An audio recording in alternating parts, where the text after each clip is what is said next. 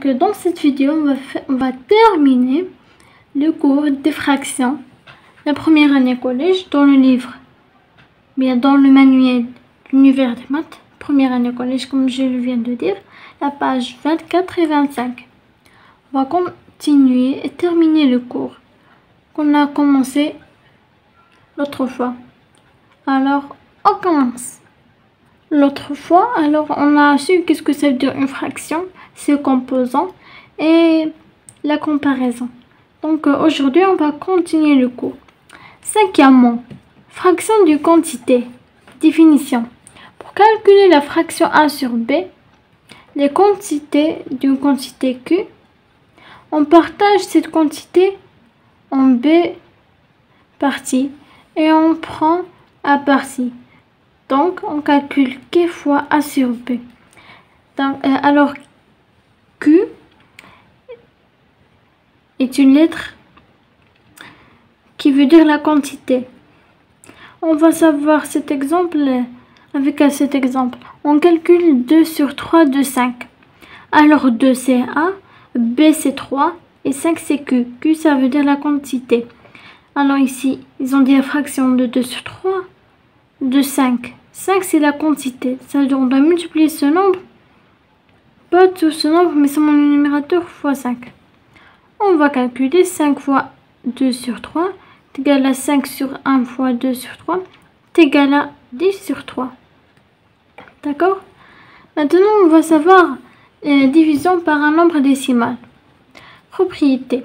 Le résultat d'une division par un nombre décimal, on ne change pas lorsqu'on multiplie le dividende et le diviseur par 10 ou 100, ou de façon à se ramener à une division pour un nombre entier. On va comprendre plus avec un exemple. Division de 5,61 par 0,3. Alors 5,61 sur bien divisé par 0,3 est égal à 5,61 fois 10 sur 0,3 fois 10. Ça veut dire on doit multiplier le dénominateur et le numérateur fois le même nombre. C'est égal à 53 divisé par 2,1 sur 3.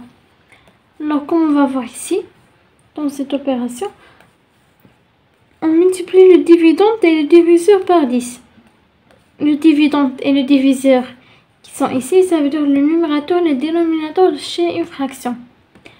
Alors, si on veut diviser ce nombre par 3, alors on doit les multiplier tous les deux fois 10. Mais la réponse, c'est la même. D'accord? Si on multiplie par 10 100 plus ou moins, ça va être toujours le même résultat. Donc 5,61 divisé par 0,3 est égal à 56,1 divisé par 3. C'est ce que je viens de dire. D'après la division ci-contre, 5,61 divisé par 0,3 est égal à 18,7. Ça veut dire 5,61 divisé par 0,3 qui est égal à 56,1 divisé par 3 donc, est égal à 18,7. C'est-à-dire dans ces deux opérations, le résultat sera le même. Septièmement, addition de deux nombres en écriture fractionnaire. Propriété. Pour additionner des fractions qui ont le même dénominateur, on additionne les numérateurs et on garde le dénominateur. Exemple, on additionne 3 sur 5 et 4 sur 5. Alors, ces deux fractions ont le même dénominateur, qui est 5. 5 et 5 sont les dénominateurs. Donc, on va additionner les numérateurs et le dénominateur ne changera pas. Ça veut dire qu'on va faire 3 plus 4, 12 sur 5, 7 sur 5. Puisque ici, on a le même dénominateur. Les fractions 2 sur 3 et 5 sur 3 ont le même dénominateur, qui est 3. Alors, on va faire 2 plus 5 sur 3 est égal à 7 sur 3. Alors, cette règle est très importante parce qu'il y en a qui oublient et fait 3 plus 3, mais c'est faux. La réponse est 3. D'accord, cette règle est très importante Ça veut dire il doit s'apprendre. Remarque. Pour additionner deux nombres en écriture fractionnaire dont les dénominateurs sont différents, on cherche à écrire les deux nombres en écriture fractionnaire de telle sorte qu'ils aient le même dénominateur, puis on utilise la propriété précédente. Ça veut dire, si on avait 2 sur 6 et 5 sur 3, alors on doit multiplier un nombre pour avoir le même dénominateur. D'accord? Par exemple, si on avait 2 sur 6 et 5 sur 3, on va les multiplier tous les deux par 2 pour avoir le même dénominateur qui est 6. Après, on va laisser le même dénominateur. Alors, on continue dans notre page 25. Exemple, pour comprendre cette remarque, on additionne 5 sur 8 et 11 sur 6. On remarque que 8 fois 3 est égal à 24. Et 6 fois 4 est égal à 24. Ça veut dire qu'on doit avoir le même dénominateur. Alors, on doit multiplier par un nombre pour avoir le même dénominateur. Ici, le même dénominateur, ça va être 24. Donc, 5 sur 8 est égal à 5 fois 3 sur 8 fois 3 est égal à 15 sur 24. Et 11 sur 6 est égal à 11 fois 4 sur 6 fois 4 est égal à 44 sur 24. Ça veut dire, maintenant, on multiplie le numérateur et le dénominateur pour le même nombre, et pour la deuxième opération aussi. On a 24 dans le dénominateur. Alors voilà, on a dans les deux opérations, mais dans les deux fractions, le même dénominateur. Alors, puisque 5 sur 8 est égal à 15 sur 24, et 11 sur 6 est égal à 44 sur 24, alors 5 sur 8 plus 11 sur 6 est égal à 15 sur 24 plus 44 sur 24, qui va être égal à la fin 59 sur 24. D'accord? Alors, à la fin, on utilise la propriété précédente. On doit seulement multiplier le dénominateur et le numérateur pour avoir le même dénominateur. C'est ça la règle pour additionner deux nombres à écriture fractionnaire dont le dénominateur est différent. On doit avoir le même dénominateur pour calculer l'addition. Après, on va maintenant savoir pour la soustraction, est-ce que c'est la même propriété ou pas. Alors, on continue. Huitièmement, soustraire des nombres en écriture fractionnaire. Propriété. Pour soustraire des nombres en écriture fractionnaire qui ont le même dénominateur, on soustrait le numérateur et on garde le dénominateur. Remarque, pour soustraire deux nombres en écriture fractionnaire dont le dénominateur sont différents, on cherche à écrire les nombres en écriture fractionnaire de telle sorte qu'ils aient le même dénominateur, puis on utilise la propriété précédente. Ça veut dire, on va maintenant expliquer, après on va savoir cela avec des exemples pour comprendre mieux. Alors ici, pour la soustraction, si on a le même dénominateur, on soustrait le numérateur et garde le dénominateur, c'est-à-dire c'est la même propriété pour l'addition. Seulement on fait la soustraction, pas l'addition. Ça veut dire si on a le même dénominateur, c'est-à-dire ce qui est en bas, alors on fait la soustraction des deux numérateurs et on garde le dénominateur commun entre les deux fractions. On va comprendre cela plus mieux avec les exemples.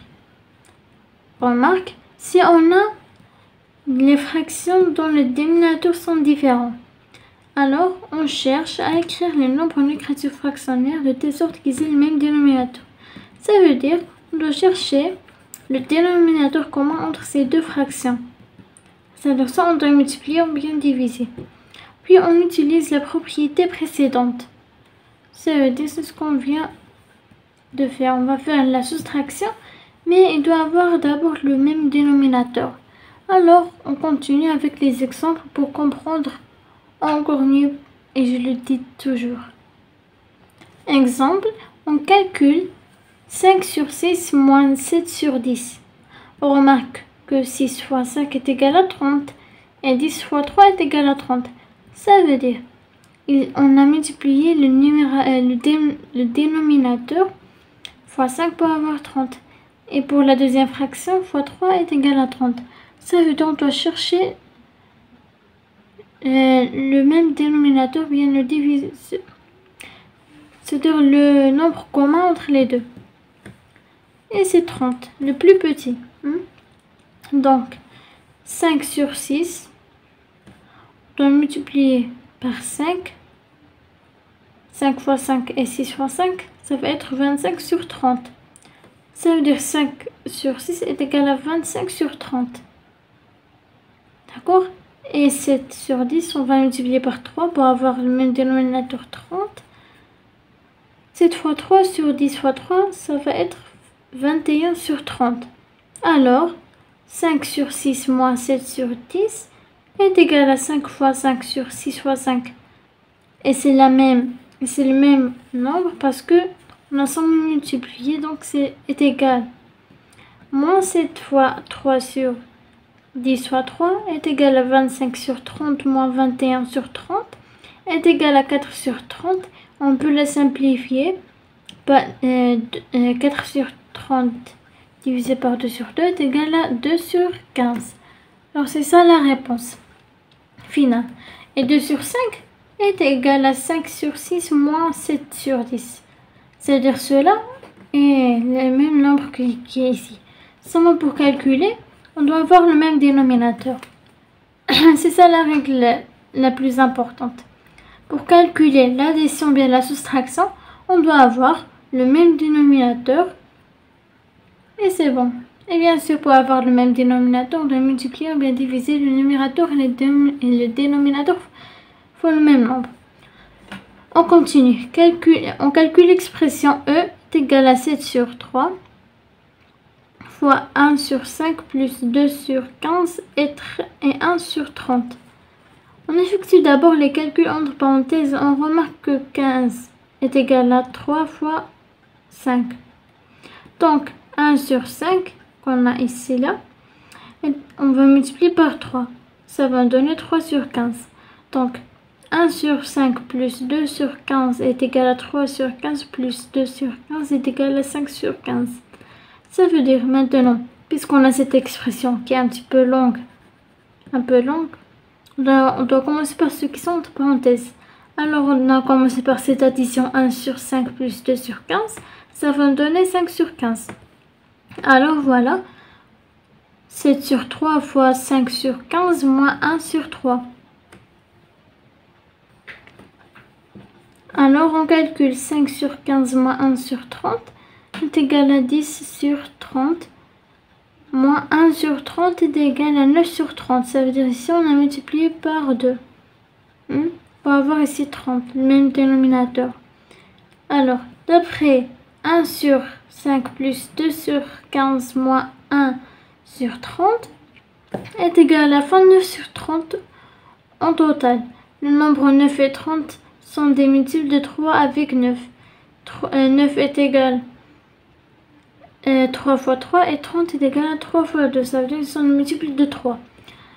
Donc la fraction 9 sur 3, on peut être simplifiée. C'est-à-dire 2 sur 30 est égal à 3 sur 10. E est égal à 7 sur 3 fois 9 sur 30. E est égal à 7 sur 3 fois 3 fois 3 sur 3 fois 10. Alors ici on a 7 fois 3 fois 3 sur 3 fois 3 fois 10. C'est pas? Alors on va parer les 3. Ça veut dire ici on a un 3, ici un 3, et ici et ici. Alors il nous reste 7 et sur 10. Alors c'est ça la réponse finale de cette opération. L'opération E, qui est ici là. Ça veut dire 7 sur 3 fois 1 sur facteur de 1 sur 5 plus 2 sur 15 moins 1 sur 30 est égal à la fin 7 sur 10. Alors c'est ça la leçon. Maintenant on a fait la deuxième partie de la leçon. Et la page 24 et 25. Et merci. Et oui, et une chose. Je voulais vous questionner une question. Est-ce que vous aimez les maths ou pas? Alors je vous attends dans les commentaires. À la prochaine.